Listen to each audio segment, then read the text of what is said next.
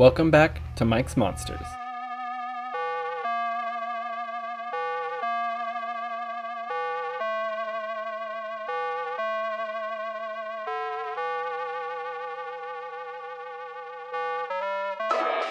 In this review, I'm going to be looking at the new NECA toys, April O'Neil from the live-action Teenage Mutant Ninja Turtles movie from 1990. Before we start, I want to thank my buddy Frank for this awesome hookup. Check him out for one of the most impressive Teenage Mutant Ninja Turtle collections out there. I can't thank you enough for this, dude. This is just so awesome for this giveaway that you did. Check out Frank, he's the best. Jumping right into it, April comes in the standard Ultimate style packaging from NECA Toys, with a flap on the front that opens up to reveal a window showing the figure and some photography on the other side. The back has a quick description of the events that lead April into meeting the Turtles for the first time in the film. The cover has this awesome lenticular effect revealing Judith Hoag as April, and it's also from the scene where Shredder is watching all the televisions in the film. It's a really cool, nostalgic throwback to the fans. Right off the bat, I would say NECA does what they do best and nailed the sculpt and the likeness of Judith Hoag's April. It looks just like her right out of the film, and I'm sure she was a lot of nerd boys' little crushes when we were growing up. Just like mine.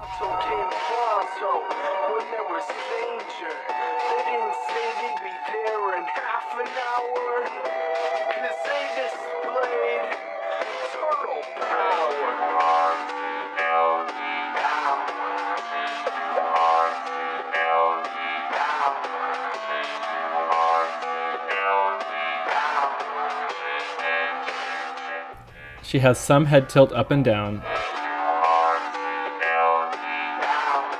really good side to side, especially if you want to do some exorcist stuff. The arms can go out to about a T-pose, and then you can rotate them fully around with a swivel at the shoulder. The double joint in the elbow is really good for range, and the hinge on the wrist is good for a bend and rotation.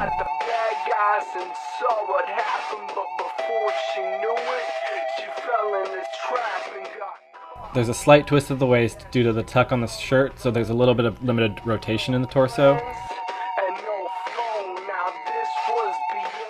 And not a heavy ab crunch, but there's still some movement there. The legs were the part that I kind of found the most weird. They are painted to match her pantyhose in the film, but I'm not sure if that translates too well, because it kind of looks just like a weird skin tone. The skirt limits some of the range of the legs. She can't do splits or anything. We'll talk about the back of the knees in a minute. I think if they had a cut that followed up the seam of the skirt here and you hid the bottom underneath it like an overlap or something, you can maybe allow the legs to have a little bit of more motion, but then I'm no expert here. I could be wrong. It might just look bad at that point if you had a cut there. That's just me guessing. And then you have these double jointed knees. They have really, really great bend in the knee, but they also kind of visually look a little funky. I can see NECA doing an updated sculpt and newer release with her in the future with better knees.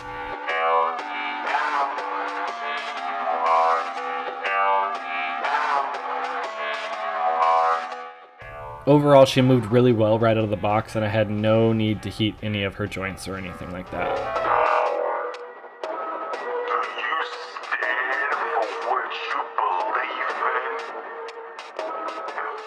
Looking at the accessories she came with, the first is this alternate head that's kind of got her smiling. Again, they captured the likeness very, very well, but I actually think I prefer the sculpt that came on the figure right off the bat, and I'm just going to leave it with that one on my shelf. We have her bag that looks really fantastic, but mine has some issues where the paint is kind of flaking off right out of the box. You can see it right along the top here.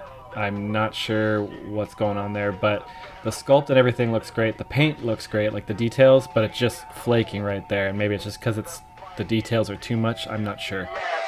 Next up is the Channel 3 news microphone that has a long bendable wire. Some alternate hands for some more posing.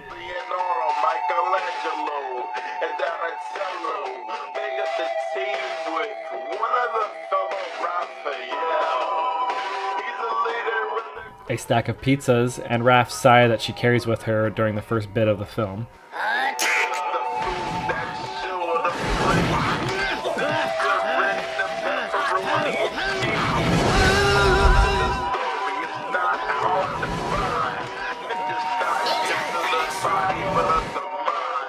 And last is this base that mounts on those pegs in the holes on the bottom of her shoes. I recommend using it, at least for me, because she's been falling over quite a bit and she doesn't have a lot of real estate on the bottom of her feet. So that makes it a little hard for her to stand, which I completely understand. So I recommend using this little tiny stand and it'll help. But mine still has a little bit of a tendency of falling over here and there. A little bit more than I've had with some of NECA's recent figures. One thing I can't really ignore though is the paint issue on the back of the legs. This has become quite of an issue for me on a bunch of recent NECA figures, but this is the first time I've seen it before I even brought it out of the box. I'm not entirely sure why NECA keeps painting over the top of the joints.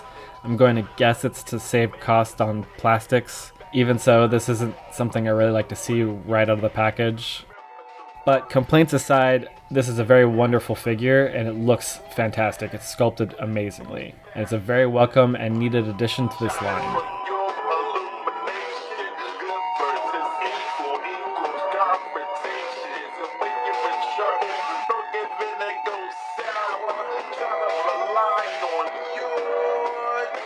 The likeness of Judith Hoag was captured absolutely wonderfully.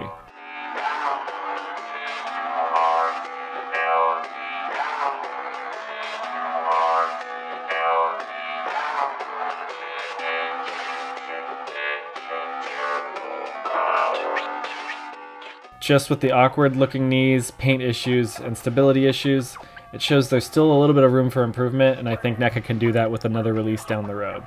Some of these quality control issues aside, this is a very good figure, and it would be awesome if there was like an accessory set or something down the road with the yellow raincoat and some more Ninja Turtle goodies, kind of like the alternate heads ones that they did last summer.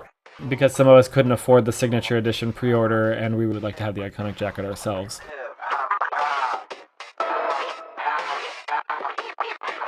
Overall, this is a wonderful figure and it looks great on my Ninja Turtles 1990 shelf. NECA did a really good job here. Thanks for watching Mike's Monsters.